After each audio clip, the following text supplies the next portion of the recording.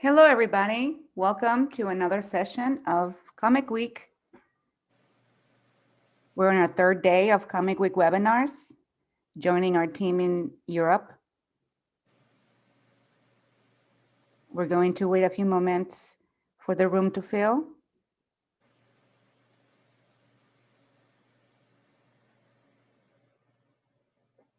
Today we have a very special guest, the wildly talented comic book colorist, Alex Sinclair, known for his work with Jamie Lee and Scott Williams. I will let him introduce himself in a little bit. We're still welcoming everybody. Thank you so much for joining. We have people from Brazil. We have people from all over the world. Alex Sinclair is from Mexico. Tell us where you guys are from in the chat so Alex can see where everybody's joining from. Kosovo, Romania, Hungary. Wow. Welcome, everybody. Alex, how are you? I'm doing great. Thank you. Just amazed all the people chiming in from all around the world. It's humbling. So thank you. From Scotland, Alex, from Virginia, from Portland, Arizona. Thank you so much for joining, you guys. From Germany, India, quite a sample from all over the world. Alex, tell us a little bit about yourself for those of you joining us unfamiliar with your career. Sure. So I am a colorist. If you're not familiar with the comic book industry and how comic books are created, art is created by a group of artists. So it's a collaborative medium. And so you have a penciler who will draw the pages, and inker who will interpret the pencil into ink mode. And then the colorist gets the inks, scans them in, and then goes to town on them, digitally coloring them. And at the same time, a letterer is getting those same inks and creating the word balloons based on the script. And then you have a production team that will marry all that together, send it off to the printer. And so my part of it is the color. And like I mentioned before, it's all digital nowadays. When I first started, it wasn't. And so I was lucky enough to be part of a group of people that helped kind of bring comics into the modern era and the digital era. I am originally from Mexico. I was born in Mexico City. I grew up in northern Mexico. I then moved to San Diego, where I still live with my wife and 4 daughters and 2 dogs. Awesome. So thank you so much. We have some people here asking about languages. This is an English webinar. You cannot change the language on Zoom, but later you can follow Alex on his Instagram at Sincolor. That way you can talk to him, and he does speak Spanish. But this webinar is in English, and I'm going to ask everybody participating on this webinar to please drop their questions in the Q&A section, not the chat.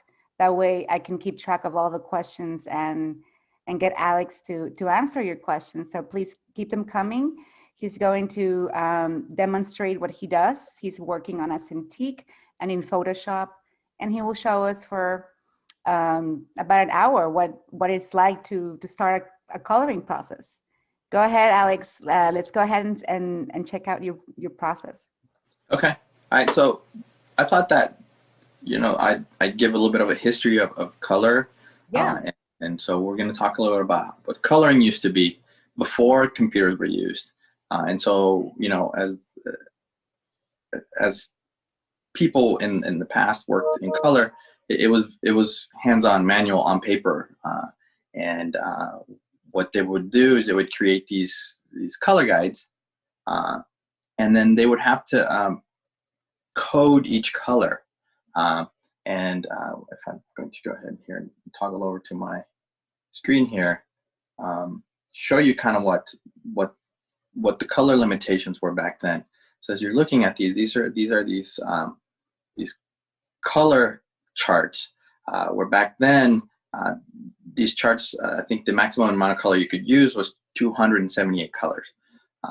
And so your palette consisted of just that. If you compare it to nowadays, where Photoshop or any digital painting app gives you millions of colors, then you can kind of see how restrictive that was, how your choices were limited. But back in the day, the the color artists of that time made it work.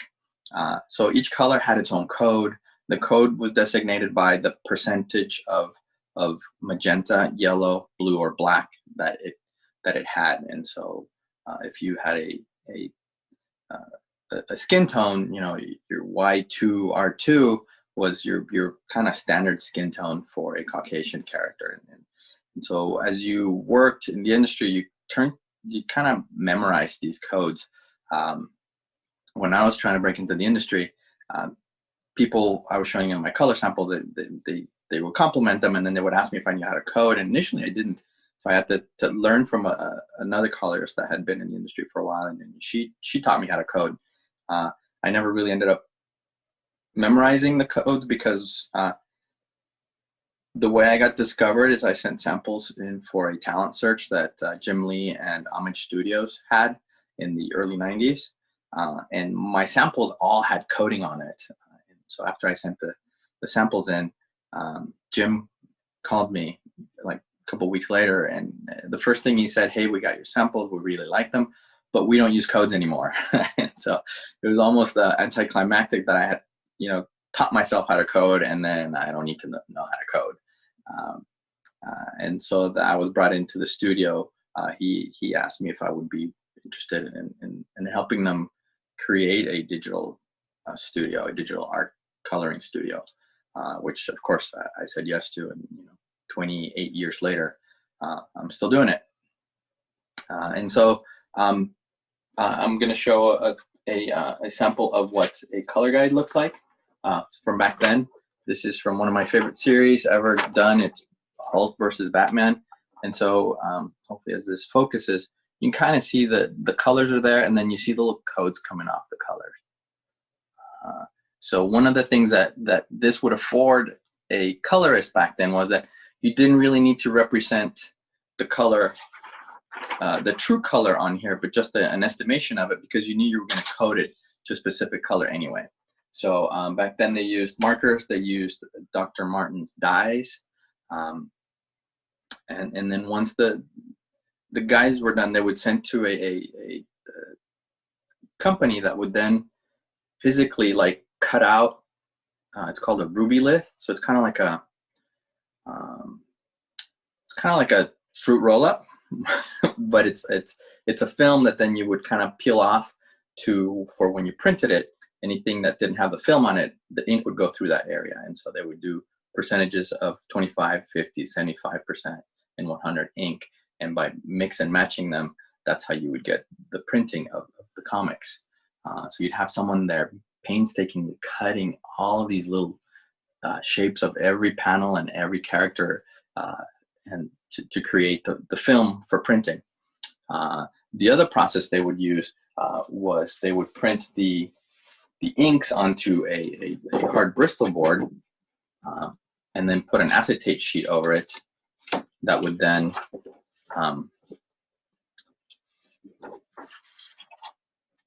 they could paint underneath it, and then the line art is painted in like a light blue color on the actual board, and then so the artist would then paint and lift the film and down, and then they would take that painted art and then photostat it or photograph it professionally, and that's how they would print from back then, because there was no digital approach to color.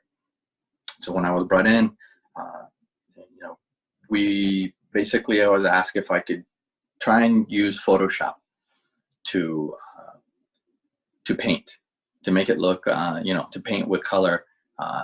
And back then, a colorist, his name is Joe Chido, was doing color guides for the studio. And so the color guide evolved to look more like this, where Joe's using markers and pencils and paint to paint the piece, to color the piece, and then he would hand these off to us, and we tried to interpret this on the scanned inks. And so there was this kind of learning curve that we had to not only learn how to use Photoshop, but how do we apply the tools and different advantages of the application to be able to recreate that color guide digitally. And so through those first few months, we were really just kind of like trial and error with Photoshop and learning how to use Photoshop and what the tool used. And I'm going to date myself here, but back then it was Photoshop version 2.0. So no layers, no multiple undos. You had one undo. So if you double clicked on something, you had to start over. So, it was, we were kind of, pioneering, I guess you could say, and with a program that was also just kind of getting off the ground and trying to figure out how best to make it work.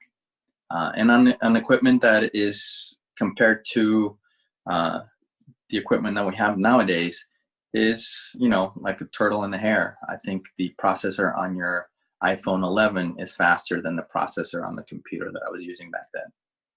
And so, a lot of factors going into it. And one of the big factors as well was there was no Wacom. There was no tablets. So we were coloring with a mouse. And if you want to know what it's like to color with a mouse, duct tape your pencil to a rock and then try and draw with that, right? And so you have all these kind of hurdles that you have to go over to try and figure it out. But through the months and the years, we really were able to create a method, a format that that helped us not only be able to recreate those awesome guides that Joe was creating, but eventually be able to step away on our own and not need the guides and start to color directly onto the computer. And obviously things that helped us along the way were Photoshop evolving and upgrading and creating these new tools for their program, like layers and multiple undos and quick mask and all these things that make it easier to navigate through the program and make it feel more like an actual painting tool. So the brush engine improves. The brush engine makes it look like you're actually painting in oil or watercolor or pencil and all that kind of stuff that helps you recreate what you would have done if you had done it on paper. And of course the tablets come along and it's a huge step for us because now we're actually drawing with a stylus or what would be a pencil or a pen, and it's amazing for us because we can throw away the mouse now because we don't need it anymore. And you don't walk into a coloring studio and all you hear is click, click, click, click, click, click, click, click, click, click, click, click, click, click, click, click, click, click, click. And the sound is replaced with silent because now you're drawing directly on a tablet. And the learning curve for using a tablet versus a mouse is less steep. It's more intuitive. It's pressure sensitive. It's adjusting to your pressure, your hand, your angle, much like you would if you were actually painting on a canvas or a paper. Whereas before with the mouse, if you wanted a 30% or a very gradual gradation, you actually had to basically make 6 brush strokes at a really low opacity because once you click that mouse, it drops 100%. There's no pressure sensitivity. It's as if you're grinding down on your stylus, right? So just the introduction of the Wacom tablets was a giant step for us because it became more like painting for us. Physically, it felt like it more so than it used to. All right. I want to talk about. I want to move on to like the process that I go through when I work on stuff. But do we have any questions that we want to take care of before we move to that? Yeah, Alex, thank you for walking us a little bit in memory lane when you were back, doing color in traditional. A lot of people are curious, having experienced the early days of coloring and transition to digital, what are the benefits, if any, to doing it traditional? Why do you think some people stick to traditional coloring? I think traditional teaches you the basics of art. I think that you can't be a colorist without knowing how to shade, light, draw, anatomy, all the things that you need to know to be able to draw or paint. you need to carry those over to coloring. So just because you know how to use Photoshop or Procreate or 3D Studio, whatever it is, an application, because you know how to use it doesn't mean that you can color, doesn't mean that you can paint, doesn't mean you can draw. So when we were hiring colorists, I told the people in charge, I said, I would rather hire an artist that doesn't even know what Photoshop is, as opposed to hiring a Photoshop expert and teaching them how to draw and paint and color, because Photoshop is like a medium. It's the equivalent of me teaching you how to use watercolor or how to use oil paints. If you already know all the basics of art, all the groundwork is there for you. So the reason I think people still like to do it, and I myself, when I do paintings for myself, it's always a watercolor painting or a pencil drawing on paper. You go back to that, to your basics, to your origins of what you love about art, because there's something to that feel of the paper, the pencil on the paper, the brush. For watercolor, it's the randomness of the medium, where if you're using wet on wet, the water is going to dictate a lot of what the paint's going to do, and you have to adjust as an artist. And I think, to me, I love going back to that, because when I work digital, I can control everything I do 100% of the time at 100% opacity, or whatever it is that I'm doing. I know I can control it the entire time. When I go to paper or traditional media, I have to adjust to what the media is doing with me. And I love that. I love that interaction with the actual medium, the paper, the water. It's making me think on my feet and change things. Thank you. Another question we have is, what does one study to become a colorist? What did you study? What was sort of your trajectory in education in order to bring you here? So I went to a traditional college and studied studio art. And so that enabled me to take drawing, painting, sculpting classes. When I was in college, I hadn't decided that comic book was going to be the industry that I was going to work in. I thought I would just paint and try and sell my paintings at galleries. And a couple of years into my college career, a few books and artists really became prominent that really brought me back to comics, and I saw myself, wanting to be in the industry, and so I started kind of gearing my work towards the comic book side. But if you want to be a colorist, going to art school is definitely a step, because one, it forces you to paint all the time. Two, it puts you in a room with other artists, and by drawing inspiration from them, working with them, working against them, or that friendly competition that artists have, that really drives you as an artist and pushes you. And so I recommend, even if you're not going to major in art, take the art classes, because that's going to really push you as an artist. There's nothing like someone else who is a great artist sitting next to you as a driving force to compare with. But definitely take color theory classes. I would do some of the fashion design and interior design courses if your college offers them. Those are great, because they talk a lot about color relationships and how color palettes are built and what works with what and why and all that stuff. Those are the things that I think you definitely want to do. Like I mentioned before, anatomy is a huge thing. You have to know anatomy because you're going to be painting the human figure all day, every day, for your entire career. Thank you, Alex. As a comic color artist, do you still do penciling and inking, or you just focus on the coloring all the time? For the comic book industry, I focus on coloring.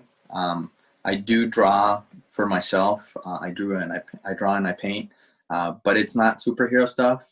Since I do that all day, every day, when I do have time for myself, my other love is wildlife. So I love painting, wild animals, elephants, tigers, frogs, all that kind of stuff. I love doing that. So that's the genre that I move to when I'm not on the computer.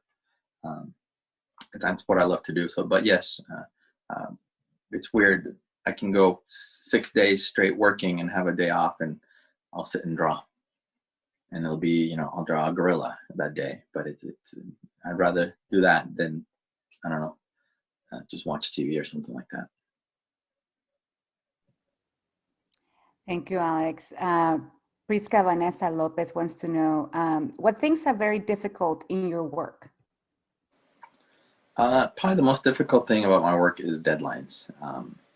Since I'm sitting at the end of the production line, closest to the deadline, if the artist runs late, which makes the inker run late, that just makes my deadline or the time that I have to work on something compress. So I think the hardest part is knowing that instead of a week, I now have 5 days to color a book. And which means that I won't get as much sleep that week. I won't be able to spend as much time on each page as I would like to. That's probably the hardest part of my job. Caro Bolaños wants to know, what do you think about the digital technique of painting everything in grayscale and then applying color filters to color? That's definitely a way to go. I mean, it definitely allows you to establish your value relationships soundly and then add color. And I think it's a great lesson in that, you know, if you're having trouble with your values when you paint, if your stuff looks kind of flat, it means that your values are too close to each other. Definitely a way to correct that is to first paint in grayscale and then colorize it. The only downside that I see to it is that sometimes you don't get the subtle transitions of color that you would when you mix a green with a yellow. That transition of color from one to the next where they blend into each other. It's a really nice relationship that's created, and that, you know, a new kind of hue of color that appears. That I think it's lost when you use that method. So that for when I work, I work strictly color.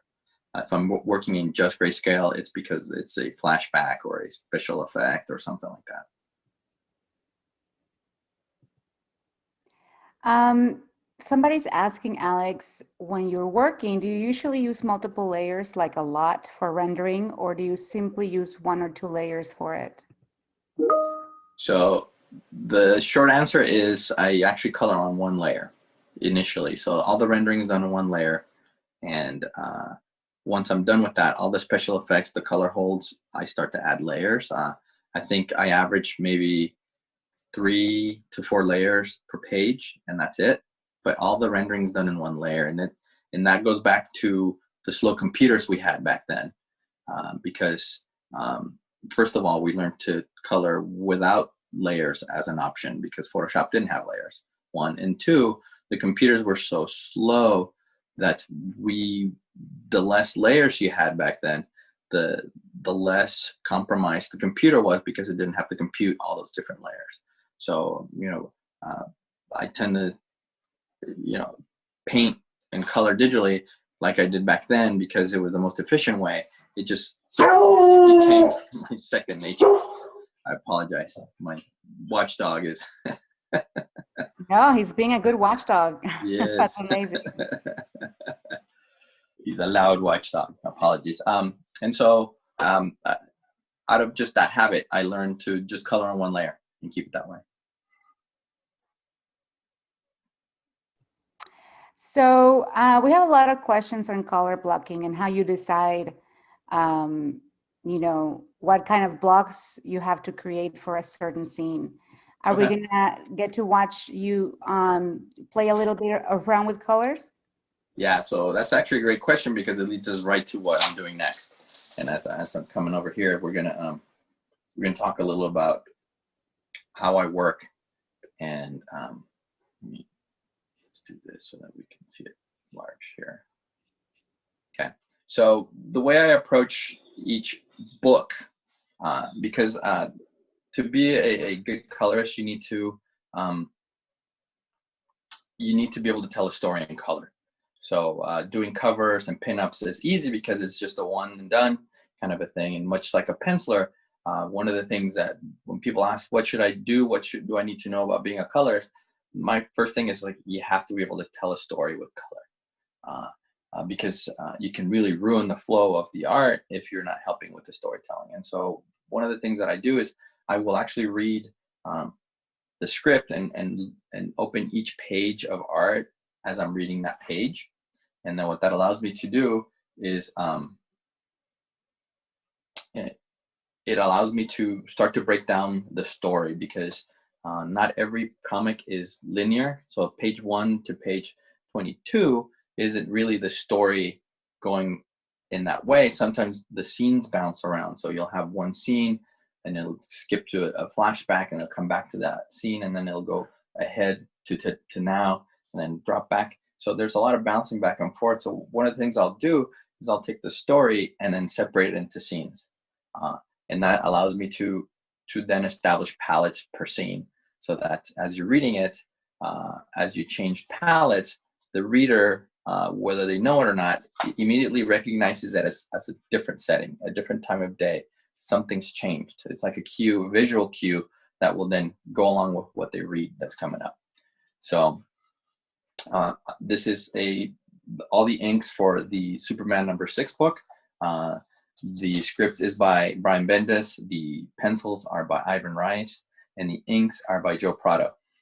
And in this story, the bulk of the story is what you see from the top left corner to almost the top right side, where it's a fight scene. And then on the bottom, there's other pages that establish parts of the scene where Superman they're fighting in the Phantom Zone. In that bottom stack of 4 pages that you see down here, he's been kind of pulled out of the Phantom Zone and he's back at Star Labs. There's a transitional scene here with Superman helping out in Metropolis, and then the scene where his son comes back. And so I've split it up into the scenes as you see them, so that my next step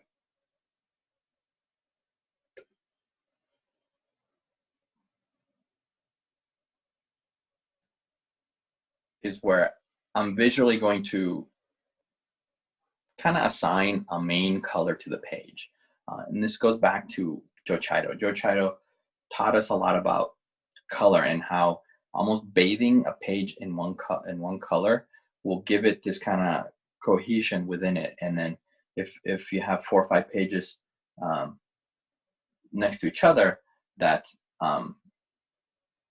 have that similar color, that cohesion applies to not just that one page, but that entire scene. And so I've learned to, as I work, I always establish a dominating palette color to a scene, and hit that note on that page throughout that scene. I mean, and so what I've done here is that first page is kind of the bracket. That green color that I'm using up here in the upper left is the bracket color, because the fighting sequence is a set of double page spreads with a lot of white in them. And so I've decided to actually keep the white as the framing color, almost like a frame or a vignette, if you will, of what's going to happen, of the action that's going to happen within each of these double page spreads. And then when that fight scene ends, I'm going to bracket it again with that same kind of greenish color that you see over here. It's a sickly green. The fight is with this main villain. And so I want to keep that its own thing. The transitional pages here with where Superman is no longer in the scene, I've changed the palette to make it more purple. And that's just because now the villain is fighting an actual Superman villain who's teamed up with Superman to fight this new villain. And so I've changed it because the scene has changed, because one of the main actors or characters has now left. And then we move to this bottom part where Superman is being pulled out of the Phantom Zone. I'm using like a transitional color, a very bold color, this orange, because I know that the stuff in the Star Labs whenever I did Star Labs in this series and previous issues, I just used a very kind of neutral gray, a very boring laboratory, everything's sanitized, everything's clean kind of approach to the colors. And so, but I want to make sure that something jumps in here that becomes that visual cue that I spoke about for this scene. And then I'm transitioning from the lab to this kind of tender moment between the father and son with a blue. All right, and so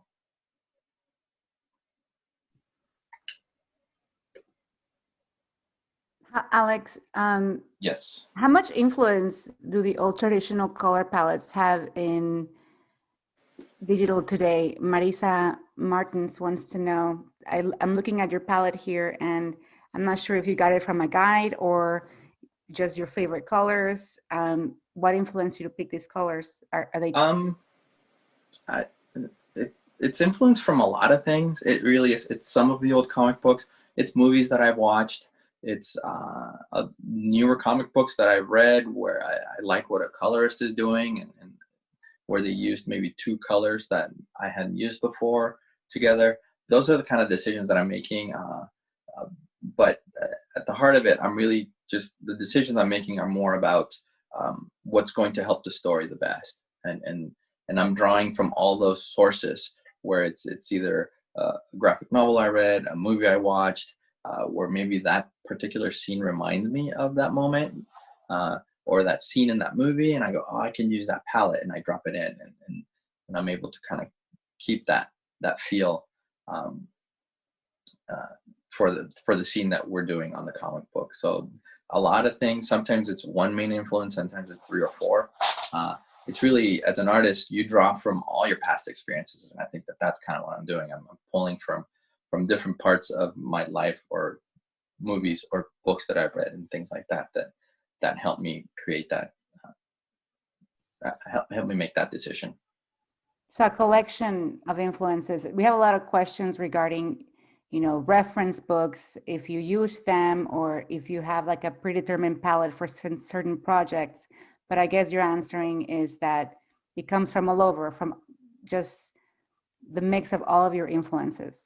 Yeah, and if something pops up in a story, say like a submarine, and it's a specific kind of submarine, I'll look it up to make sure that I'm rendering it properly and that I'm using the right colors for it. With buildings, if they're in a city and I recognize the buildings, then I'll look them up to make sure that I'm staying true to what it should be. So I'm not just kind of making things up on the fly. But I do reference things when I have to. I have to reference characters all the time. So if I'm working on a book right now where the new gods are in it, and so those are characters that I haven't really worked with a lot, so I really have to go back in there and learn their costume colors and make sure that I'm applying them properly and correctly. And obviously their costume colors are going to influence what colors I'm using in the scene too, because I want to make sure that they pop when they need to pop, that they recede into the background when they need to do that, and things like that. Thank you, Alex. Of course. And so this image that you see now is once I've established that main color, I always bring a secondary color in, and that secondary color is brought in to help guide the eye through the pages, so that as you kind of see what I'm doing here in this top one, I'm going from a flat green to this gray color that's now going to guide your eye out of this page and into the next one.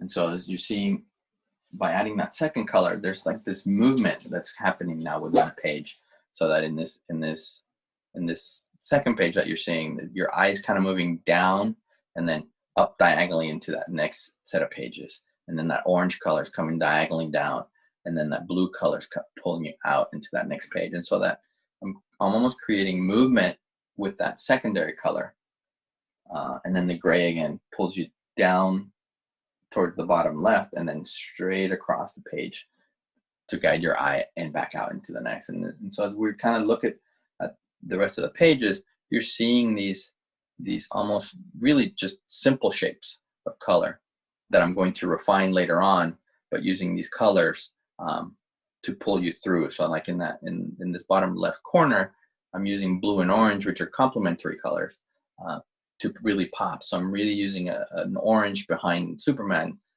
where I'm going to exaggerate his blues a little bit so that he really pops forward off of there.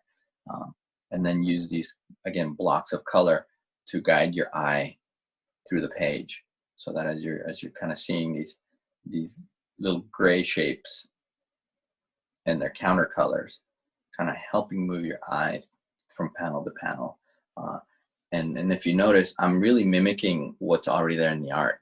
So if you look at the art by itself, the great storytellers like Ivan and like Jim Lee, these guys, without any art, without any dialogue, without any color, if you look at just the art, you'll notice that your eye just naturally moves through each panel and each page because of the way they composed it. And so I'm just kind of borrowing a page from that book and sticking it into the color side of things, where I'm using blocks of color to help guide your eye, or I'm picking up the cues or the clues that the artist is using to move through the page, and kind of exaggerating them a little bit, or accentuating them a little bit more with color here or there. And so that's how you get to that part of the process. And then so when we get to the final piece, or the final pages, you start to see a little bit more of where that mother color sits there, and that secondary color, it kind of brackets on top of it. I mean, it's really obvious in that fight scene because that white kind of encapsulates everything within the page, but that secondary color, and you're seeing, you know, that bluish green, that purplish blue, the orange, it's really just those blocks of color that are guiding you through the page, accentuating the art and helping add to it, so that the movement is almost, it's a very natural movement as you go through the page. And so that that mother color isn't as like dominating as you would think based on the earlier shots I showed you. But it's there and it's subtle, so that if you look at Superman's blues and skin on the sequence in Star Labs, they're a little more desaturated and flat than when they're in other parts of the story, because they're in that lab. Like I said, I'm kind of washing it with that gray. And so of all the steps that you've seen here, those two middle ones where it was just a block of color and that secondary color, those are actually, I don't do them on paper. Those are I'm working that stuff out in my head. Okay. So, is there, earlier in the previous step, people were wondering if there's any reason why your second colors were set in triangles. Is it because it's more directional to lead the eyes better, or just to make the composition better? It's for that. It's for directional purposes.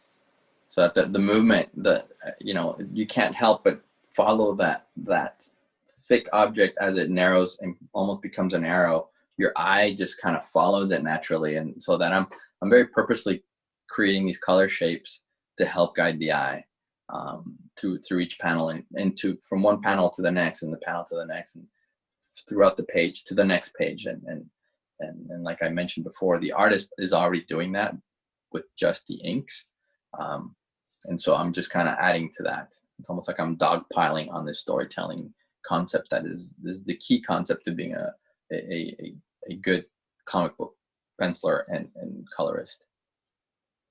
There you have it, people. Right now, we've had a lot of attendees asking about how can coloring help build up a story. Well, Alex just showed us. Thank you so much, Alex. Of course. There's also a lot of questions I get about color choices. Why do you choose this color? What kind of process do you go through?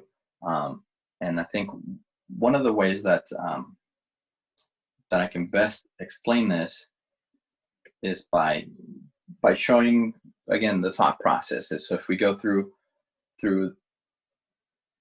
what I just showed you, but let's say just for a cover, I'll start with, I'll see the art in black and white, and in my head, I'm making these decisions. I'm thinking, okay, for this page, maybe I could, maybe they're on space. It looks like they're on asteroids. So your first instinct is to do something like this. But in my opinion, the space idea makes everything look too dark, and there's a lot of really spotted blacks on this already that I fear that they're going to get lost in that kind of a coloring environment. So I move on from that first concept to the next one. What if I do something red? Red really is really bold. When you're doing a cover, you want that cover to really jump off the stands too, so that you're making these decisions that are going to make the cover explode. And so going to red is one way to do it. The only problem is that since she has red in her costume, I'm afraid that that red's going to overpower not only the other elements that are very gray, but that the red elements in her suit are going to disappear. And then red's a really kind of, it's a really strong color that tends to swallow up other colors. And so it's got a dark value to it. And so that with dark values on the art and dark values in that red, I decide to actually take it into the orange part of the spectrum because that's a much lighter value. Now the blacks really stand out. And those deep reds on her suit stand out as well. And so that's kind of the direction that once I get to that point, I can start to render. So I've discovered this orange. It makes the blue lightsabers, if you will, pop as well because they're complementary colors. And I start to render from there. Excuse me. So that when the piece is finished, I'm using that mainly orange light to bring forward the dark values in the characters. And then, with all these glows from the lava and all that stuff, you can definitely create that depth where the lava is in the far background. And then they're really in the extreme foreground because their values are that much darker. That looks great, Alex. That's amazing. Thank you. How many pages can you colorize per day? It must be really hard, especially at the beginning. Alicia is wondering how many pages. It depends on the artist. Some artists are a lot easier to color than others. Some artists put a lot more detail in the pages than others. But ultimately, what's going to dictate how long I'm going to take is how much time I have to do it. So if I have 4 pages that are due tomorrow, I have to color 4 pages today. And there's times when I have 2 days to color a page or a cover. And so how fast I am is dictated by how much time I have. And it's not because I'm going to procrastinate, but it becomes this kind of, I start to kind of crunch the numbers. So if I have 10 pages due by Monday, that means I have 5 days till Monday. I can do 2 pages a day. And then I look at the pages and I realize, well, that page isn't going to be too bad. So I could do 3 pages that day, which opens it up for me to do 2 pages or 1 page on this day, which is I'll put the hard page on that day and I'll do that hard page that day because I know it's going to take me longer. So it's a lot of kind of moving things around to make sure that I'm hitting the deadline. But I'm also trying to maximize the time I'm spending on each page. So I don't wait to color everything at the end and then rush and then everything looks rushed, where I'm actually kind of like planning ahead and fitting the pages into the days as I go. Thanks, Okay. Alex. But I average maybe 4 pages a day. I've done a page as fast as 30 minutes, and I've also taken up to 8 hours on a page too. So it really, like I said, it really varies. And that 30-minute page was, 1 character on a field of black, and it still counts as a page, but it's, it took me 30 minutes. Awesome. Well, thank you, Alex. I've heard this question being asked to other artists before, but I've never asked this question to a colorist. So here you go. Do you assign a specific emotion to certain colors? I do. I tend to use, certain colors for certain characters, certain colors for certain moods. The obvious ones are, red definitely is for danger, for evil, for immediacy. The blues are more soothing. Greens are kind of creepy and evil. So definitely, you know, I definitely use those to create moods, and I also um, use their opposites to kind of help emphasize a moment sometimes. Uh, just to play around with, you know, it's almost like a challenge. Can I make something look very soothing using just reds? Can I make something look very alarming using purple? And it's just almost like a challenge to myself at that point, to try and break that kind of stereotype for a color. So yeah, I definitely use them a lot for that. And I also use them to challenge myself sometimes. I love that. Those are great exercises. Yeah. And sometimes it's because you're on a book that's, you know, 50 pages, and after page 30, you're just kind of going cross-eyed, and you're like, I need something to wake up my brain. And so those little things kind of help you re-energize yourself and get inspired. All right, so we kind of spoke about how I approach a full page. And in fact, we can actually go and let's talk about a page before we do the panel. So here's another page from Superman. And again, in my head, I'm seeing fire. So he's helping the kids with fire. So obviously orange and reds are going to play a role here. Superman has red, so I really have to take that into account. And then there's a scene that's separate from this. The story is that he's talking to Martian Manhunter, and then he hears danger, someone, he flies off and saves the kids, and comes back and talks to him again, and flies off and saves the sinking submarine and comes back. And so I want to make sure that the beats are captured with the color, where that I know that when he's with the kids, it's one palette, and when he's with the Martian Manhunter, it's a different color. And so initially, I'm playing with these palettes where everything's kind of orange in this palette and everything's kind of blue in this next sequence. And I'm fairly happy with what's going on in that 4 bottom panels, but I'm losing Superman a lot in that top panel, and I'm losing the kids too. So I need to kind of change things up. So I try and go with brighter colors, and I find that the bottom panels still work. I like that the value is lighter in those 4 panels, so the characters with the heavy inks pop forward more. But on the top, I think that sky being the only value that's light there, my eye is going right to it. And I need to make sure that that's not the case, because the focus of the action is Superman and the kids. And you kind of see where I'm already playing with the smoke here, creating this kind of shaft of light that's crossing through Superman and into the kids too. So I'm playing with my secondary color as well. So now what I've done is I've kind of neutralized everything a little bit more. I've deepened the sky color, and I made it gray. And when your eye sees something that's kind of gray, it tends to forget about it. It accepts it as something that's not important, and forgets about it. So that when I'm doing scenes with crowd scenes in an office per se, you'll notice that the chairs are gray, the desks are a very desaturated brown, and it's because I'm acknowledging that they're part of the scene, but I'm also forcing your eye to forget about them, because they're part of the scene. They're not important, but they add to it. And so I'm actually desaturating colors to designate importance within a scene. And so that's why I've done here with the sky.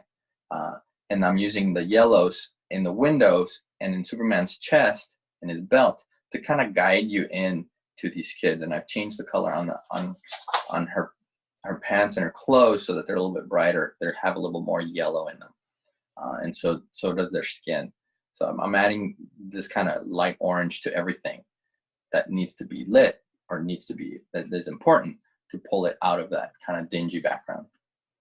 And then with the Superman scene, I just added purple to everything, and that makes his skin color more cool temperature than his skin color up here, which is very warm temperature.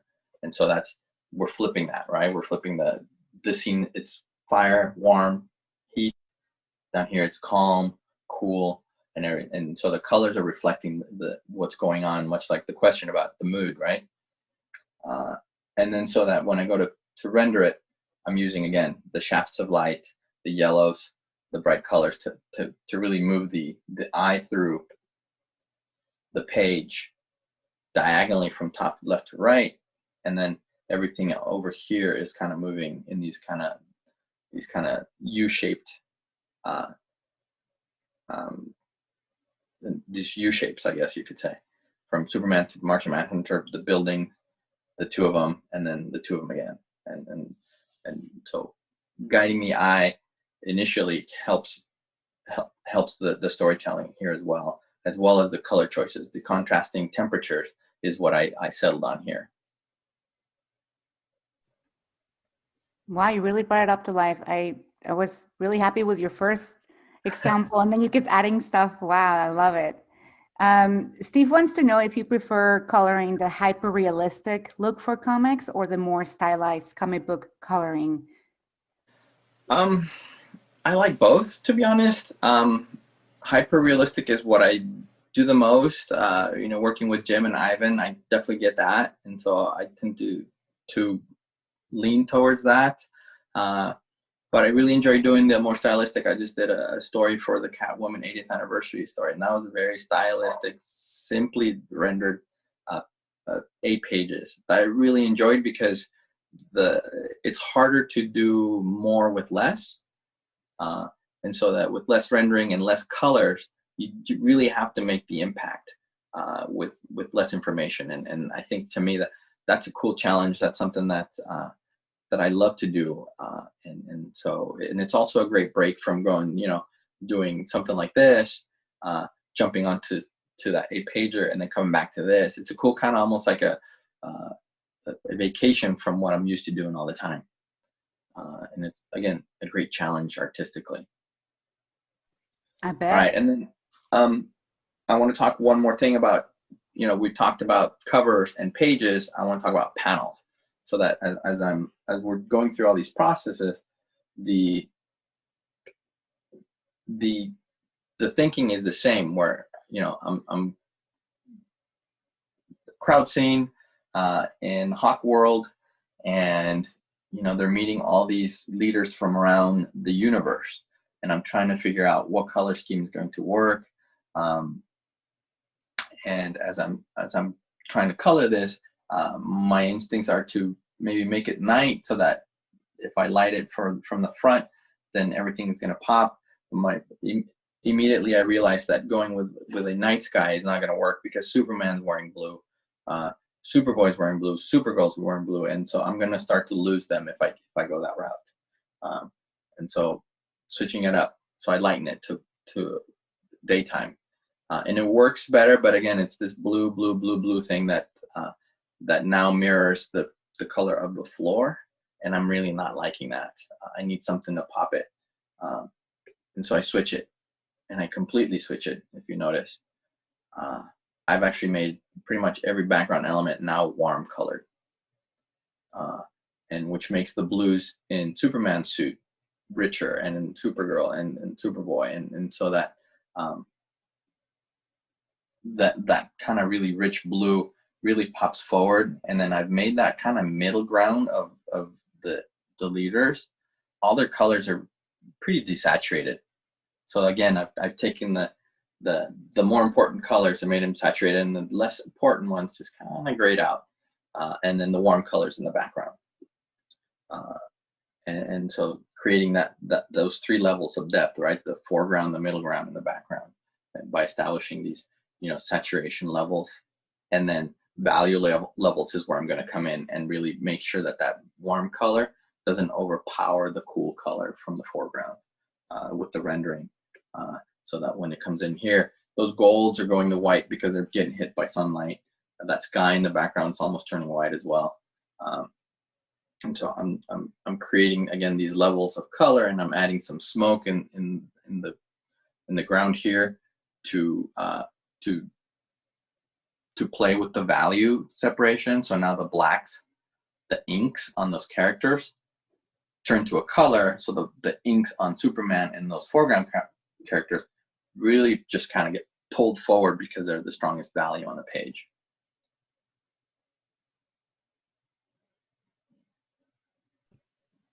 Alex, do you work with multiple monitors? I do. I have an iMac where I have all my, browser mail and an application I use for reference photography. It's called Bridge. It's part of the Adobe package. And then I have a Cintiq. I have a Cintiq 27-inch Cintiq where I do all the color, so that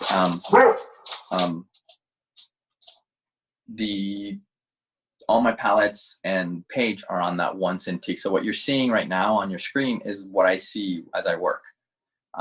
I look up for incoming mail. I look up to check reference on my browser or on that Bridge app. But for the most part, I'm working on here. When I travel, I have a laptop and I used to have an Intuos, but I just got a Wacom 1, and we'll start using that as a dual screen setup for when I travel. When I do use, since those screens are a little bit smaller, I take all my palettes and I put them on the laptop screen, and that way I have the entire screen on the one to do the rendering. Then I just toggle from one screen. Awesome. Guillermo Contreras wants to know, what about FX in Photoshop? What are your favorite FX to use in coloring? I do a ton of different things. I mean, color holds is something that everybody needs to do.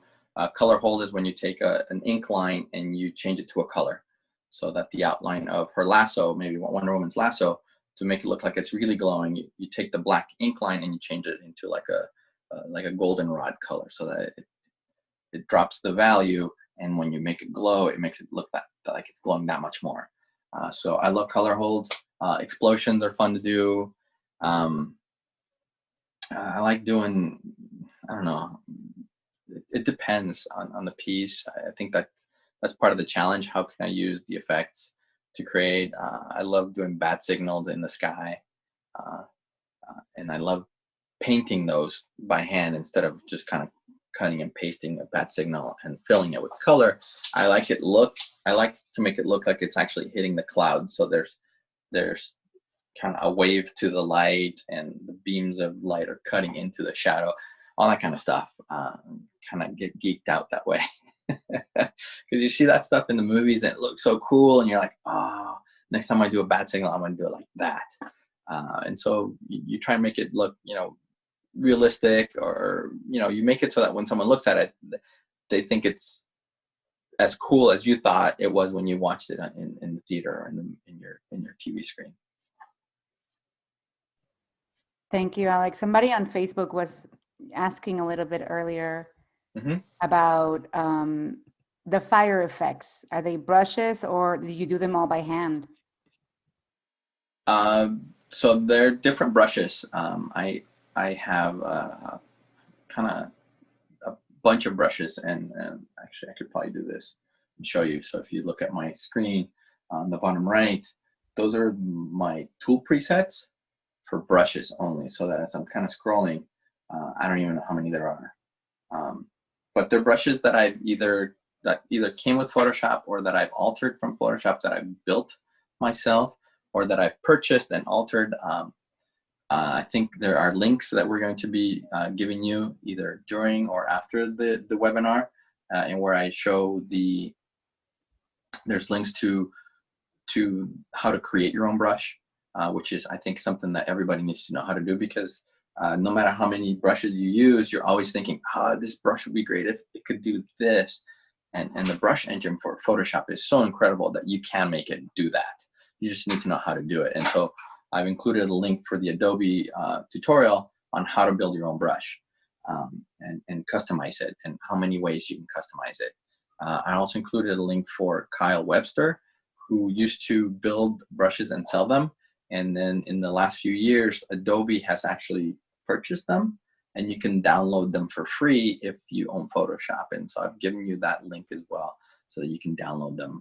But his brushes were eye-opening for me, because he was doing some great blending modes and random functions that I didn't realize existed in Photoshop. So that when I kind of opened his brush and I would click and unclick all the different things that he had on that brush, my knowledge of the brush engine kind of doubled.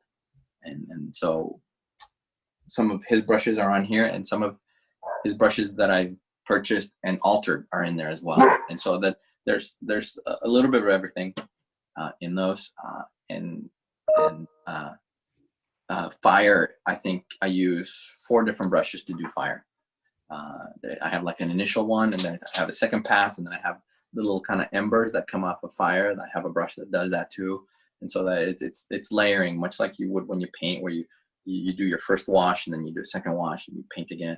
I kind of layer on top of each other, not literally layers on Photoshop, but with paint. So my first pass, if you will, instead of using the word layer, my first pass is that one brush. My second pass is that next brush. My third pass is taking that first brush and then almost kind of painting over that second brush to mesh it in, and then I come in with the little embers, and I add the embers here and there, and then with a soft brush, you just kind of pick up the glow here and there on some of the embers and fire. You got it. Thank you, Alex. Sure. And yes, guys, Alex did share his resources. Peter is sharing them on the chat, so go check them out. How to create a modified brush, and also the downloadable Adobe brush sets. Thank you, Alex, for sharing that. Of course. My pleasure. All right, so I think we've moved on to this kind of last phase of the presentation, and where I'm going to take a page, and then I've told you about my thought process, and I'm actually going to show you when I sit here and actually color the piece. When I get a page, I usually get it digitally from either DC or the inker, or from Scott, and I scan it myself. I usually scan the art at 11 by 17 and 600 DPI. Comic book size is less than that. It's a little bit less than 7 inches by a little bit less than 10.5 inches. So it's like 7 by 10.5 at 600 DPI, which is about 67% of what I would scan it at. But the minimum that DC requires is comic book size, which is that 7 by 10.5 at 600 DPI. And that allows you to not only print it at comic book size, but when they decide to maybe go to the absolute size, which is like that nice big size, you still retain enough quality in your work and your scan so that it prints properly and crisp still. When I work on Jim, I do scan his stuff at 1200 DPI, and that's because I know that down the line they're going to use it for a poster or a wall hanging, or I'll be walking down Target and see it on a t-shirt, on a Christmas stocking, on a lunchbox. And so I want to have it as high a resolution possible, so that if licensing asks for it, then we don't have to go back and scan the piece or find where the art is so that we can rescan it. It's already been scanned at that resolution. And so once I bring it in here, I scan in grayscale, and then I'll go in and clean up the art so that it's a nice crisp line. If you zoom in, you'll see that it's a pretty nice clean line. The whites are white, the blacks are black. And what I'll do is I'll set up a file where, so right now you're seeing multiple layers, but this is because I've set up this file for us to work with today. But initially all you'll see is this background layer and this line art channel, and that's it. And what I do is I use the line art in an alpha channel, so that no matter what I'm doing,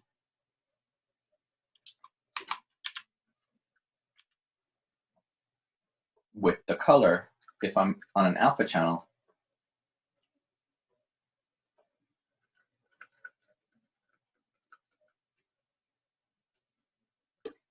it's not doing anything to the line art. So everything is existing on this, the RGB side of things. I color in RGB as opposed to CMYK. That's always the question that I get all the time. I color in RGB because when we started coloring, the computers were so slow that we realized that if we worked in RGB, we'd save ourselves, you know, 1 channel's worth of color information or 8 bits worth of color information from having to be processed all the time by the computer. It also made for a smaller file when saving.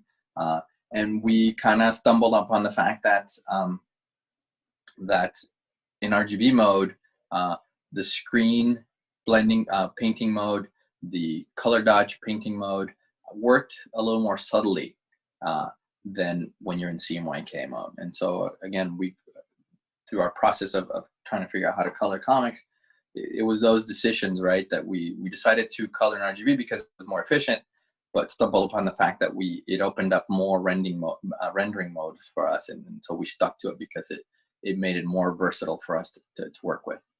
All right, so let's go back. And then so the first process of rendering that I do or coloring is called the flattening stage, where I'll go in with the lasso tool and really physically select every little thing that you see on the page here. Something going on here.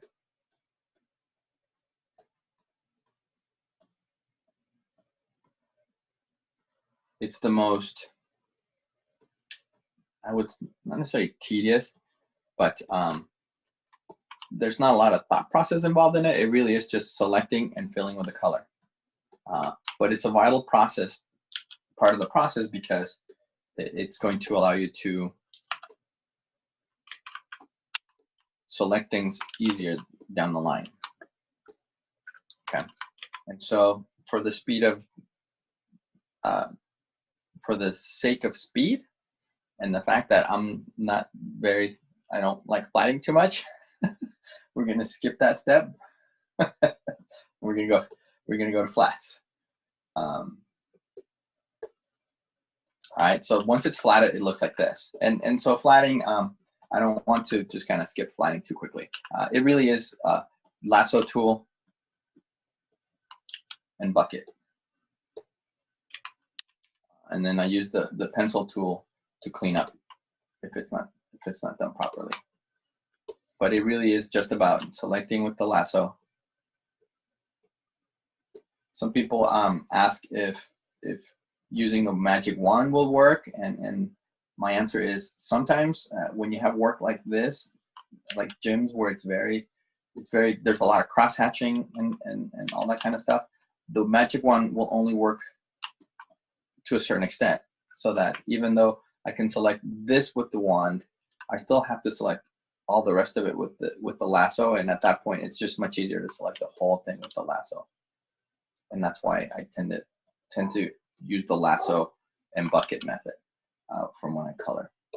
As far as color choices go, I have different palettes.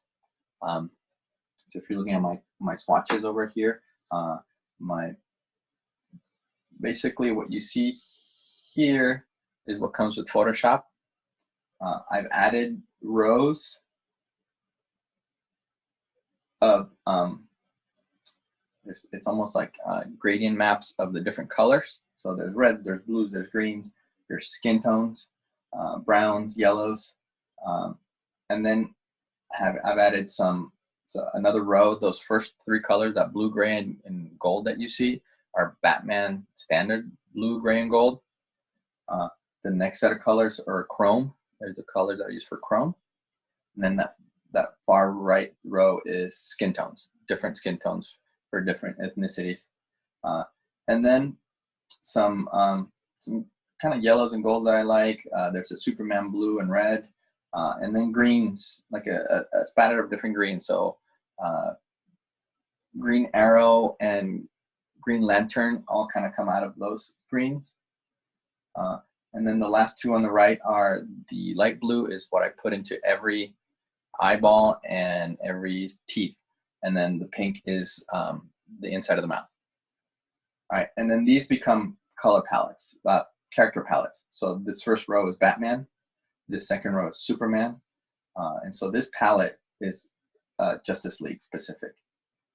So that if I open it up all the way, you'll see that here's Superman's skin tone, his hair, his eyes, his suit blue. This blue is for his wrists, his cape, and the yellow in his suit. And then Wonder Woman's colors, the Flash, Aquaman, Green Lantern, Cyborg, and that was the second Green Lantern they added to the character, to the team. Okay, and so that as I jump from the Superman book to the Harley Quinn book, my palettes change to be very character specific like that. And so that's, I always start with the same skin tone for Wonder Woman. And as I'll show you, I'll then bathe the characters in different colors to make them fit into that environment. Okay. And so that it makes it easy that I don't have to mix her color or memorize her color for every time. I just click it and drop it in with the bucket. So that as I'm working on Wonder Woman, here's her lips, here's her lip color, I just drop it in. Here's her eyes, eye white, eye color, and I move on. And so that it adds efficiency and speed to the way that I work. So that once I'm done, and it looks like this, I'll actually select, like copy it out and paste it into an alpha channel that's called flats. And this allows me to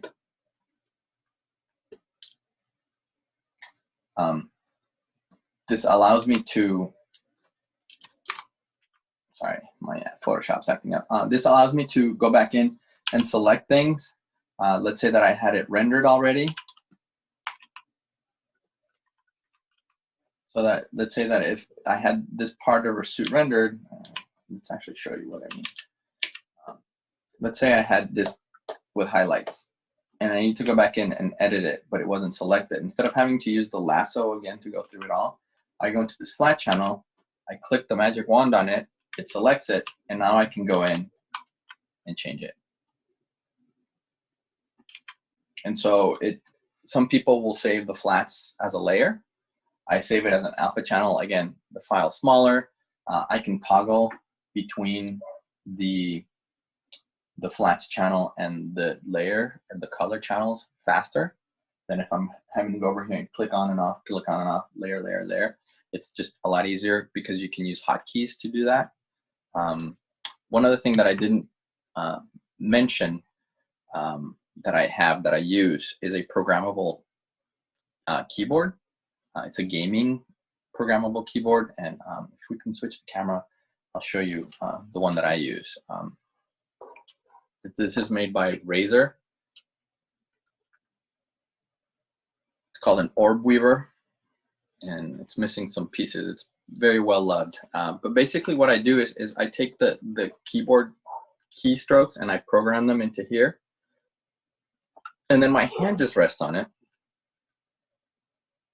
And so that I'm clicking with my hand, and it's muscle memory at this point, how I'm doing things. So the brush tool is programmed in here, and the lasso tool, and the magic wand tool.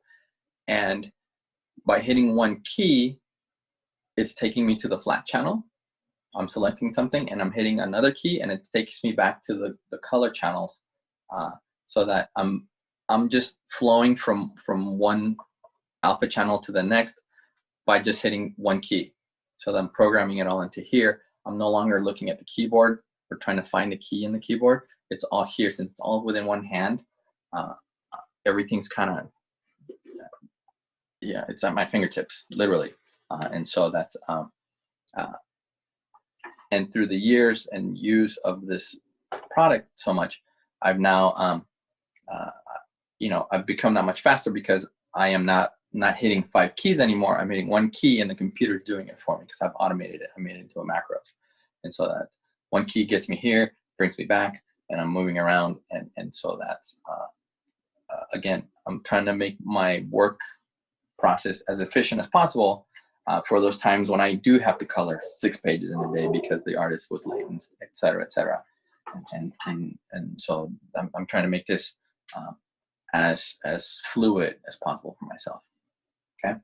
Do we have any questions up at this point? I mean, we're flats. Once the flats are set, I'm going to go ahead and start rendering, but I want to make sure I handle any questions that may have come up. Yeah, we have a ton of questions. Some of them don't make sense to ask right now because I don't want to, get you out of your mojo here. But since you were talking about the repetition of, using the same tool over and over, there's been a few questions regarding hand/wrist injuries. How do you prevent these from happening? How do you deal with carpal tunnel? We've had some people here asking about, some stretches or ergonomic equipment that you can recommend. You just told us about your additional keyboard. Is there anything else that you do in terms of taking breaks or stretching your hand during long days? Definitely walking away from the computer every now and then helps. My trick is I drink a lot of water. So I actually have to get up all the time because of it. And that actually kind of gets me up to have to use the restroom. So that's one of those little tricks that I learned from someone else, where it's like, oh, my wrist was getting tired or my wrist is really tired. And they just said, drink a lot of water. And I'm like, what? I'm like, I'm not dehydrated. And it's like, no, it's not that. It's going to make you get up. And that minute that you take to go and come back is that one less minute that your wrist is working or your hand is working, your fingers are working. And so it's like a little bit of a break that you go through. So one, that's like a insider kind of tip. Two, definitely buy equipment that's ergonomic like that. So that razor that I use completely hugs my hand. Thankfully, I've never had carpal tunnel. When I work with the stylus, my wrist is always really loose. So I don't draw with my wrist. I actually draw with my whole arm. And so that when we teach artists to draw, we teach them to draw with their whole arm, right? Your whole arm's moving, and it's these kind of tight movements with your wrist that you do that's going to create that carpal tunnel pain. And some people just naturally press on their pencil really hard. And so again, just putting it down and walking off to get a cup of water or every now and then, or, set a timer on your computer or on your watch, like maybe every hour. When it goes off, just walk away for a minute and come back, walk away for 2 minutes and come back. Little things like that, even though they don't seem like much, are enough of a break that you'll relax those muscles, and the muscles can kind of go back to the relaxed state for that time. Stretches, I know that a lot of people do you pull back on your finger, put your hand straight, pull back on your finger, back on your finger with your wrist down. I do a lot of these kind of almost like finger yoga things. Like I said, thankfully, over the years, I haven't had any problems with my wrists and my hands. But I do know a lot of people who have. And so, obviously you want to take care of them, because it's hard to draw paint when you're in pain. So that's my 2 cents. Thank you. Thank you so much. Yes, guys, take breaks. Guillermo Contreras has some questions regarding refining colors. Do you have any tips? Once that you've added the basic colors and you start to refine, what are some tips to take into account if you're a beginner? Make sure that your screen is somewhat calibrated. It's a hard thing to do. My best suggestion for you to calibrate your printer or your monitor is first of all, make sure that the brightness on it isn't set to high. In fact, you want it lower than mid brightness.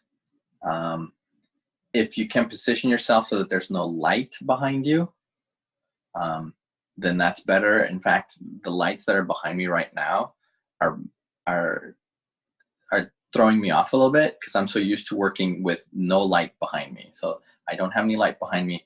The only light source is from the screen itself. And then the other way, the other thing I can recommend for calibrating your monitor is print your page.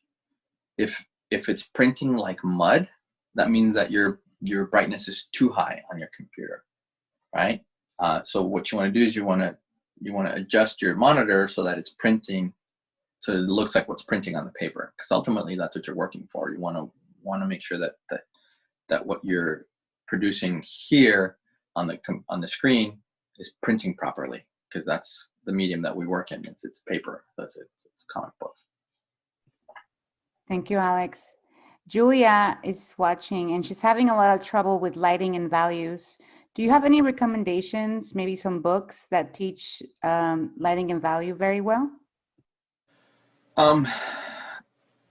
Well, one of the books that I use a lot, especially for lighting on the human figure, is it's actually one of the links that we'll provide for you. Is George Bridgman, Drawing from Life. He is he's the artist that Jim Lee recommended to me when I showed him my drawing samples, and he said, "Hey, read this book, do the exercises in the book. This guy is the guy that changed my rendering style into what it is today," and it did wonders for my artwork as well. He explains how to break down an object and then rebuild it back up and draw it and light it, and how lighting works. And so one of the principles that he talks about is simple shapes. So breaking stuff down into simple shapes will help you light it. It's going to be easier to light it if it's a simple shape than if you're looking at all the complex elements of each part of it. So that when you watch me render a face, I first treat it as an egg, and then I treat it as the different segments of the egg, and then I start to pull out the different elements that come out of that make it a face. And I do the same for arms, for legs, for cars, for shields, for all of that. I start simple shapes, and I slowly start to carve out the different elements that make it the object that it is. As far as values, in my opinion, is the hardest thing to learn. It really is. And so we go back to try coloring in grayscale only, because that's when you really notice when those value differences are going to make or break your depth and your field of view. And so I would recommend coloring a page in grayscale only.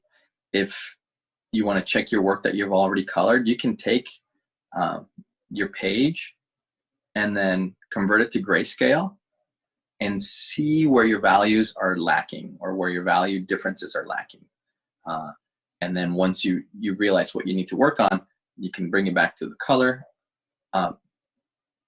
mode, and then go in and fix those different elements that weren't popping because the values were too similar. But I agree with you. Value is probably the one thing that 9 out of 10 times when I'm looking at a portfolio, the word value is going to come out of my mouth most of the time, because that's, I think, what colorists have the hardest time understanding. And so it takes practice. Maybe try doing this. Maybe not just grayscale. Maybe try coloring a page in just blue. Just take a blue, and all you can add to it is white or black to create the gradient scale of that blue, and only use that color to color the entire page to make sure that your values is what you're paying attention to. I hope you guys are listening. There's a lot of questions regarding tips on how to get better, or exercises on how to start getting better at coloring and at values. And Alex has just covered a few of these. I won't be asking those questions since he's covering. There's quite a few people in the chat and in the Q&A asking if you have a favorite color to use, and also if you have a favorite character to color. It's funny, no one ever asks me what my favorite color is.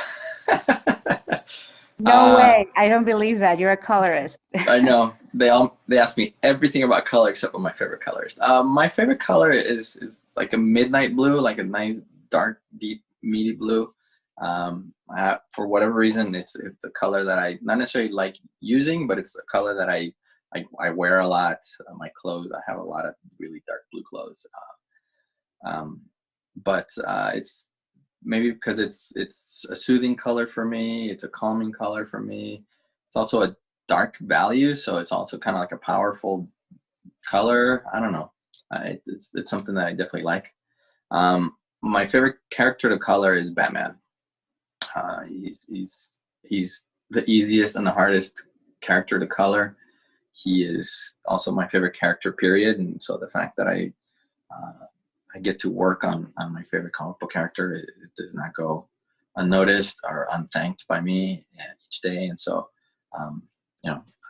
he's definitely one of my favorites. And I have a few others that I enjoy coloring.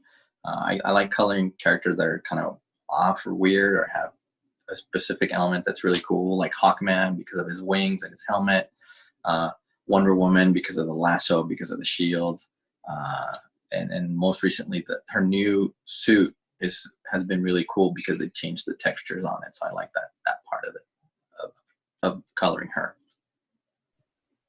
Excellent. Thank you, Alex.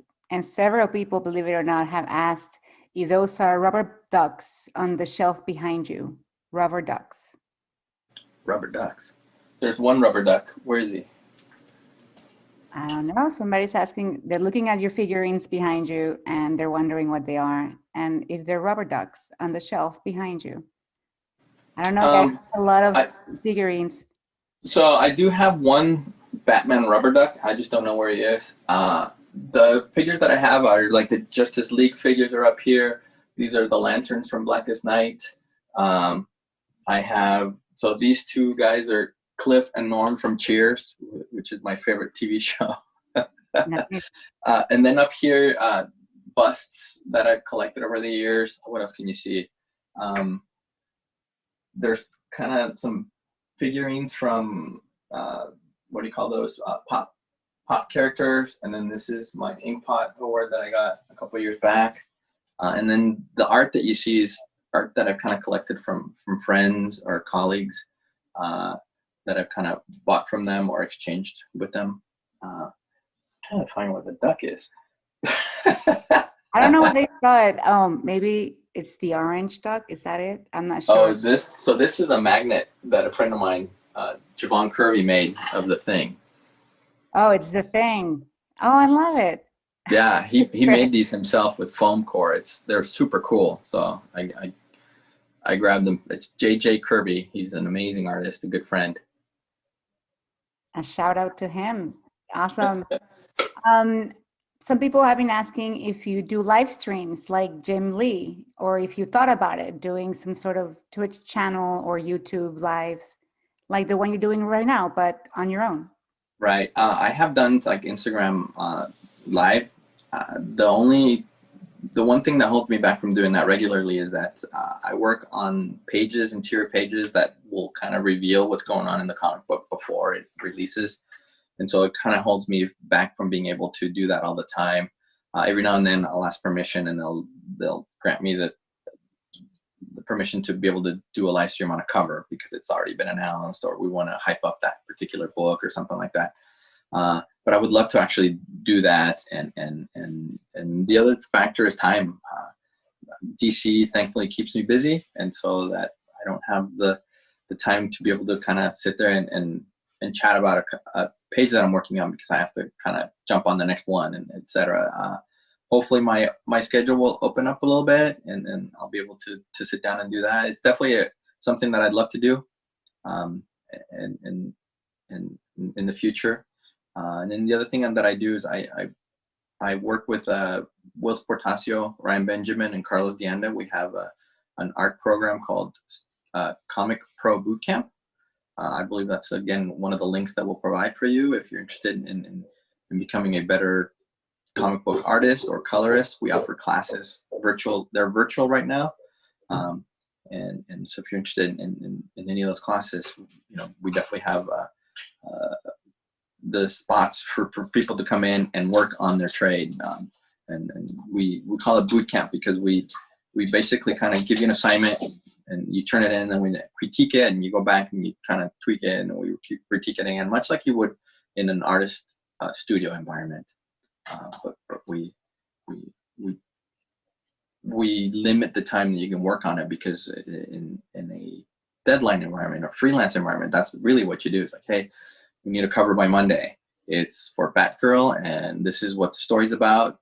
Send us, give us 6 thumbnails by, 3 hours from now. And so they'll thumbnail, they'll come back, and then, all right, we picked these 2, do the layouts, a little more detailed sketch of them. And then, all right, we want this one, sketch it. Okay, now pencil it. And then now ink it, and this is how you would color it. Now color it, that kind of a thing. And it's a cool format that we think we came up with, and people have enjoyed. And so that kind of takes some of my time as well. But if you enjoy what we're doing here today, that's kind of the format that we do as well, where I sit here and I talk about whatever facet of color that we're talking about, and then I give you an assignment, and you come back 2 days with your assignment, and then I critique it, like, touch it up. That's great, guys. Go check it out. Comic Pro Bootcamp. Getting a critique by Alex Sinclair is definitely a good thing. So go check it out. It's in the chat. Peter has been sharing them. Alex, there's a few questions. You mentioned a little bit about, when you look at a portfolio, you look at values and stuff like that. There's a lot of questions about portfolios and how they can better build a coloring portfolio, and what some of your advice is to have a portfolio in coloring that stands out. Here's what you definitely want to do and what you definitely don't want to do for a portfolio. Make sure that you do interior pages as well as covers. So show that you can tell a story with color, right? So take a 4 or 5 page sequence from a story and color that. Maybe do 2 sets of sequences of storytelling, and then 3 or 4 covers. Because you want to show that you can tell a story with color as well as just color a cover. Like I said before, coloring a cover is easy because it's a one and done. It's the meat of telling a story that's what's hard. And so you want to show that you can tell a story. That's one of the things people will ask you to show the most. So make sure that that's one of the things that you show. Second, color someone else's work. Don't color your own pencils and inks. Do that on your own for yourself.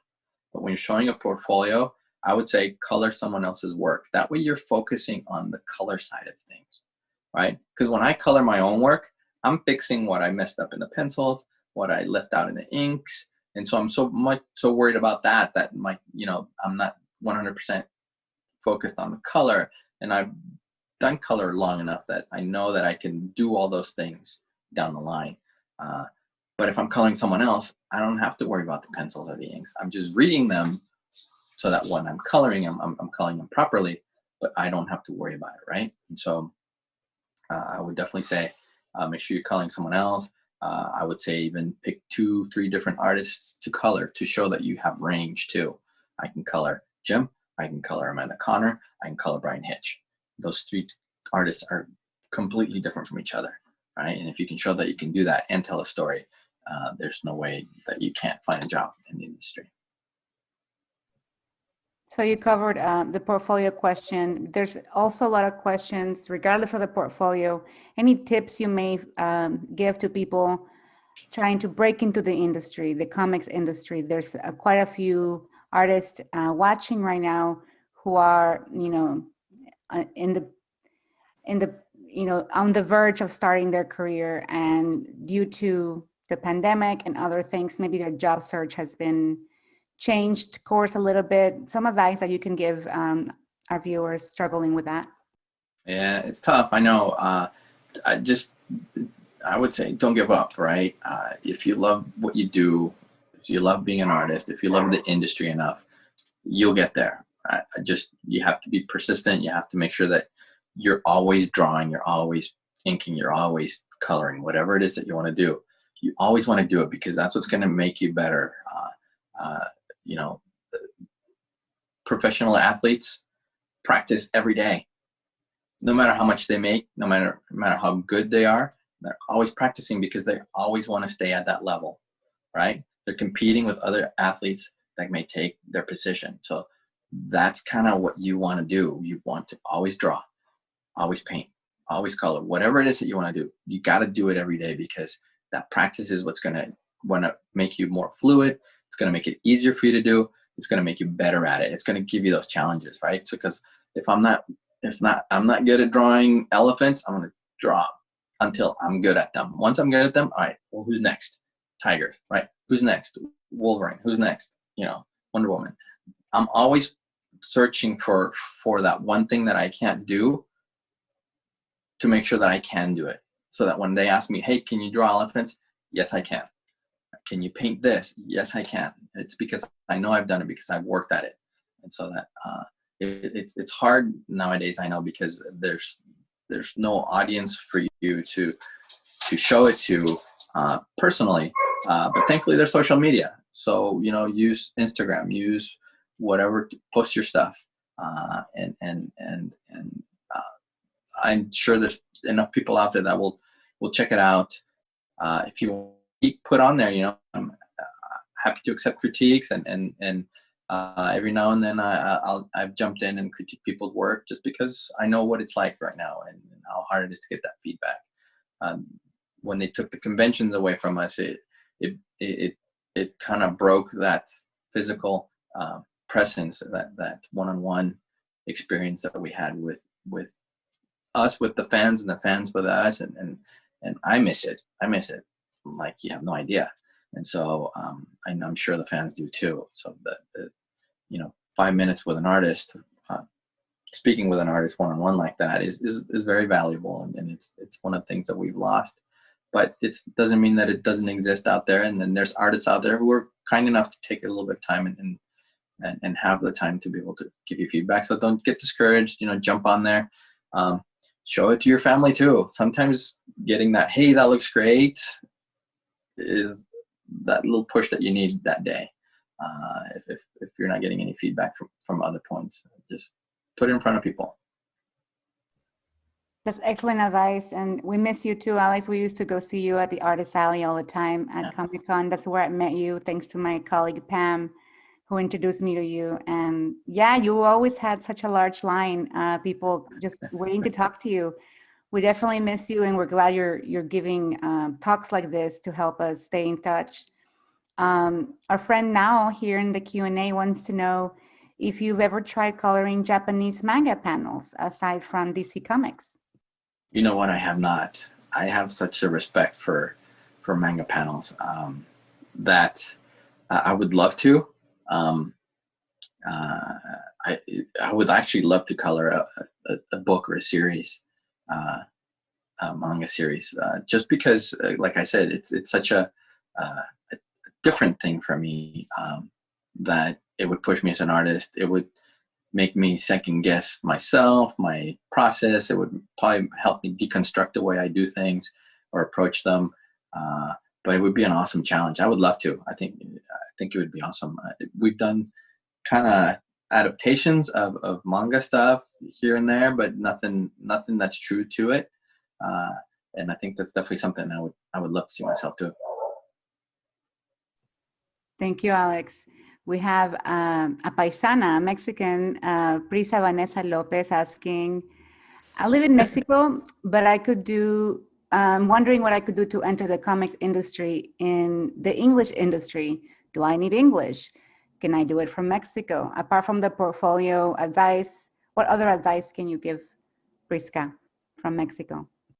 English will help. You can definitely do it. You can definitely do it from Mexico. There's a gigantic pool of amazingly talented Mexican artists that are working in the industry.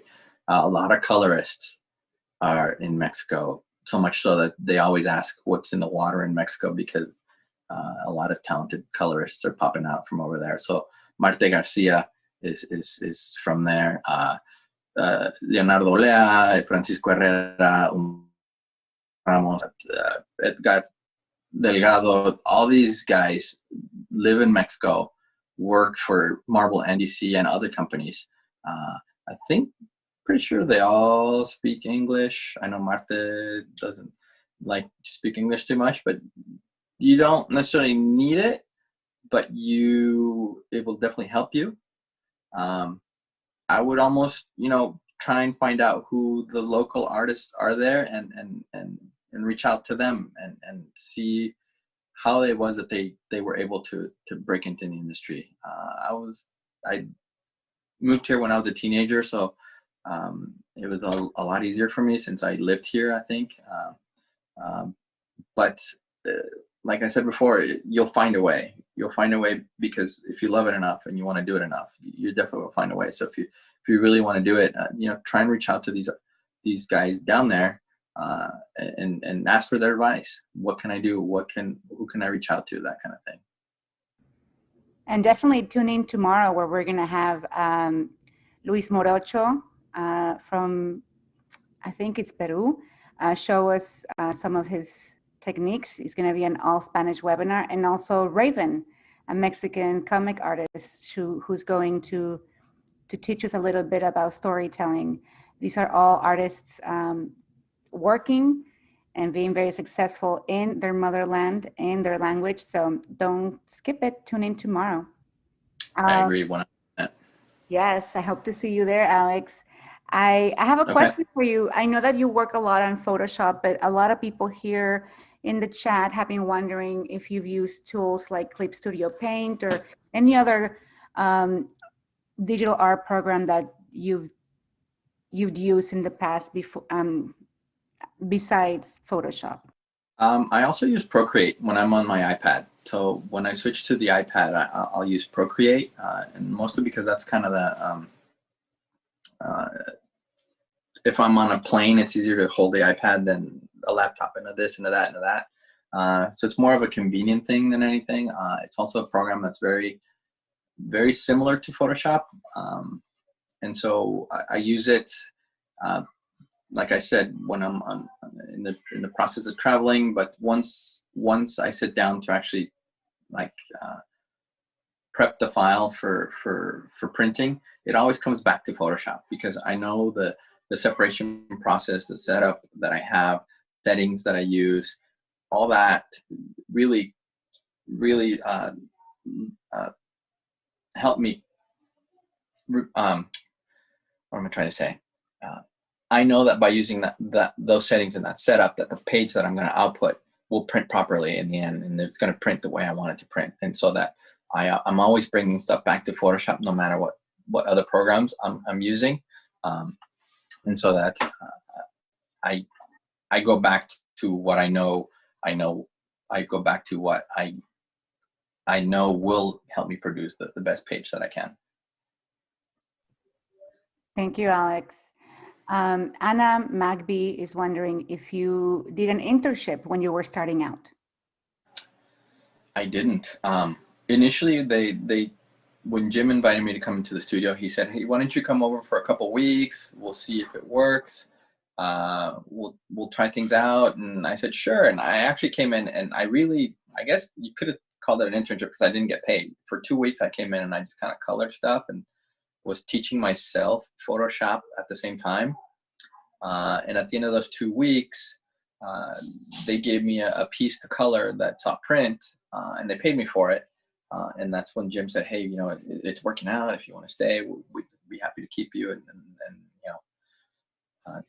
that was it. That was the first 2 weeks that led to 28 plus years now of doing this. So it was cool. I guess you could consider it an internship, because I didn't get paid for those first 2 weeks, but I got paid in knowledge. I got paid in being able to use a computer that I couldn't afford at the time.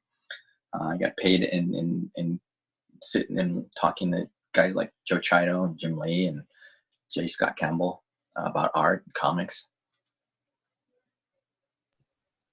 Thank you, Alex.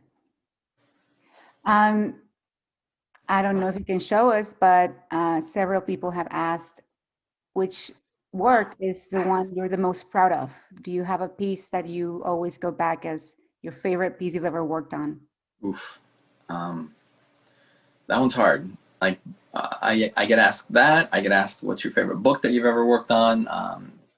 There's many. I mean, in 28 years, if I could narrow it down to one, then something's wrong with what I've been doing, I think.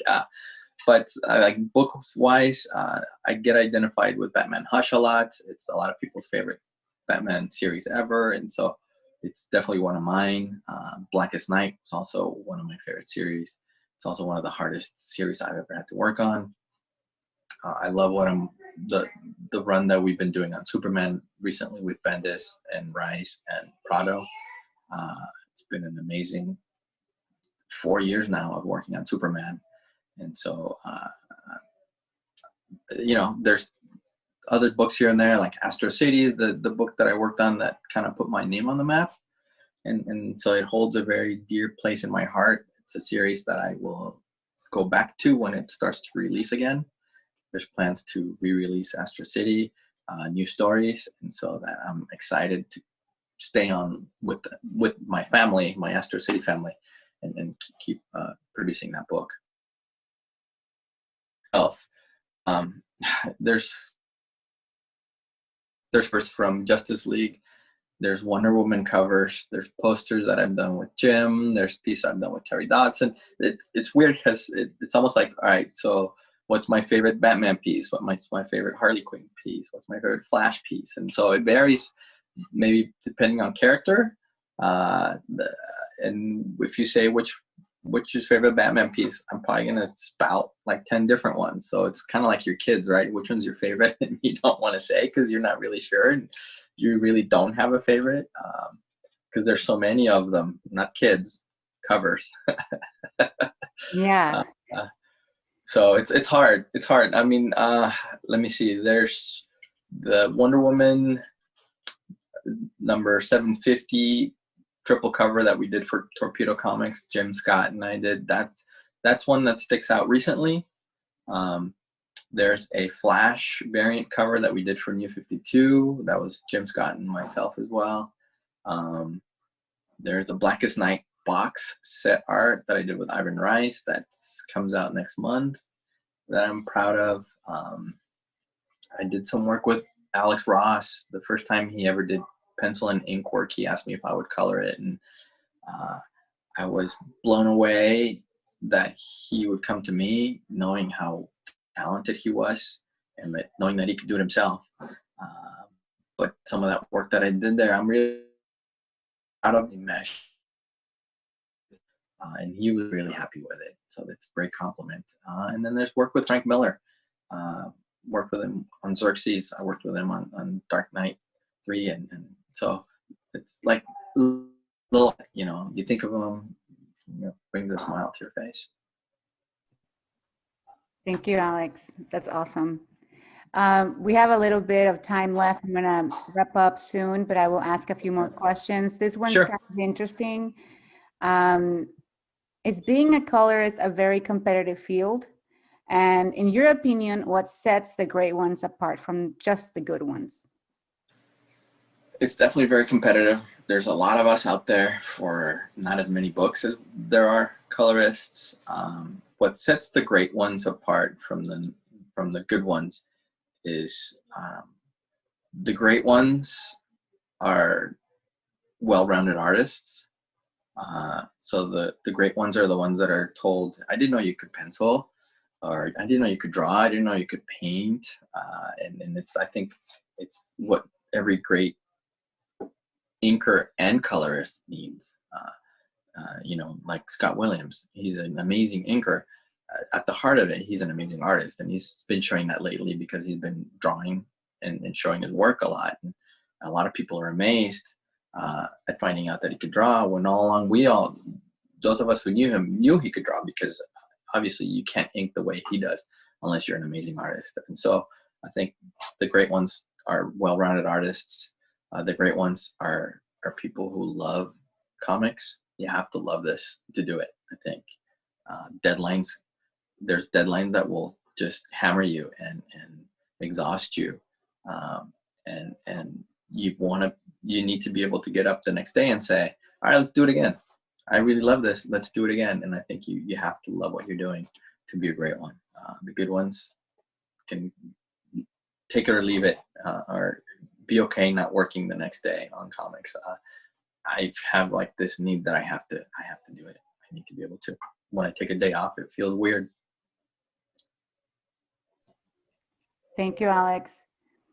There are a few people here considering joining an agency, wondering if you've done it and if you recommend joining an agency if you plan to pursue art, and specifically coloring as your specialty. I, I, I never have joined an agency. I've been fortunate enough to have worked in a studio where I was allowed to be freelance and was always guaranteed work. I think joining an agency could be a good idea in a time like this. It definitely, if it brings you work, that's a great thing to do. Just make sure that they don't take advantage of you, right? That they pay you what you're worth, that they pay you for your work, that they're not taking a high percentage cut. Because if you're doing all the work, why are they keeping all the money? And that's not fair. And so that make sure that you ask those questions, right? How much are you gonna take of the pay? Because you should be getting the majority of the pay since you're doing the work. It's a creative field. It's hard for people to come up with the stuff that you can come up with. So make sure that you take care of yourself if you're an agent, that you get that they're taking care of you, and so that so make sure they're not taking advantage of you, and that you ask all those questions ahead of time, like ownership of art. Once the art's finished, do they own it or do you own it? So in comic books, the pages is work for hire, so they pay you for the page. They get to publish it as many times as they want, but then they give you the art back, and then you can sell the art original for yourself. And so those are the questions you want to ask to make sure that if I'm creating this piece of art for you, am I going to get it back so that I can sell it as my art? And that's something that you should be allowed to do. Great points. That's very valid. Look out for yourselves, guys. Nico is wondering if you have a favorite indie comic, some of the lesser known titles.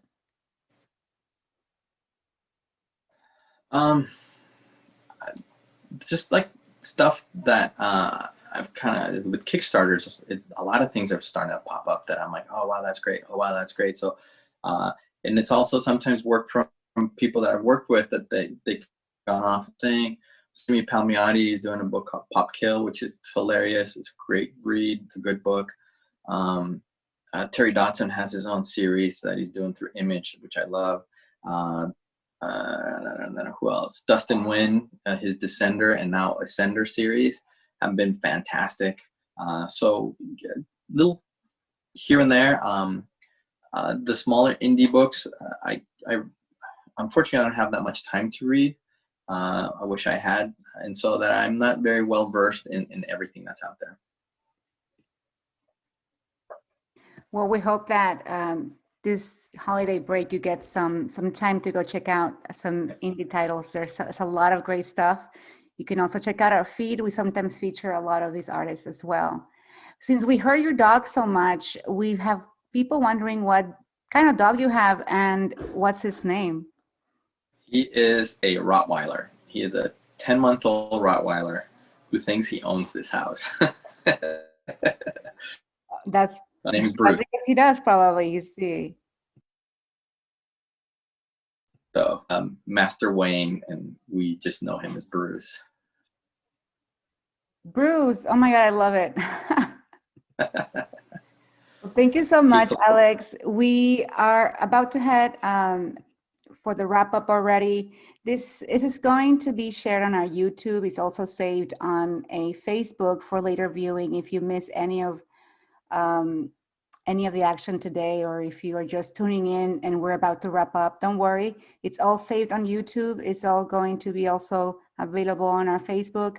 So reference back to Alex, and we're definitely going to have to bring you back, Alex, because I have 76 unasked questions, and that's not because I was neglecting you guys. Thank you so much for tuning in. We just had a very large attendee pool, both here and on Facebook as well. So impossible to ask everything while also watching Alex's work. Please go follow Alex on social media. He's at Sincolor on Instagram, and he's super friendly. I'm sure if you reach out to him there and ask him for some some advice during his spare time. He may give you a shout out.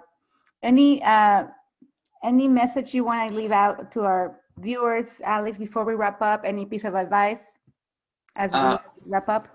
I just want to thank you all. It's amazing to see so many of you from all over the place take the time to spend time here with us, with me. It's humbling. It's amazing, and I appreciate it. And I want to thank Wacom, you guys, for letting me be here. I would love to come back. Just say the word. You got me. And for you artists out there, draw, paint every day. Do it, because that's if it's what you love to do, don't stop doing it.